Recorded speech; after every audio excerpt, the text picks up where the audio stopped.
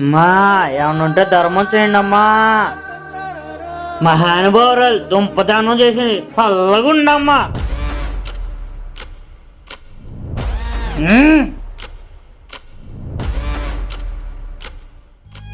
బాబు ధర్మం పని చేసుకోవడం తెలీదా ఇలా? దేవుడు మిమ్మల్ని చల్లగా చూడాలయ్యా. ఏంట్రా సరైన బట్టలు కూడా వేసుకో, నువ్వు అలాంటిది ఆడికి 500 ఇస్తున్నావా? మరి అంత మంచితనం పని చేయదురా. అరే ఆడు మనిషేగా, ఆడికి ఫ్యామిలీ ఉంటది, ఆడు బతకాలిగా. ఏంట్రా అడిగి చెప్తున్నావు? అంటే వినపడదనుకున్నా. వినపడదనుకున్నావా? ఏంటిదిరా అది? ఆడేం చెప్తాడు? నన్ను అడుగు, నేను చెప్తా.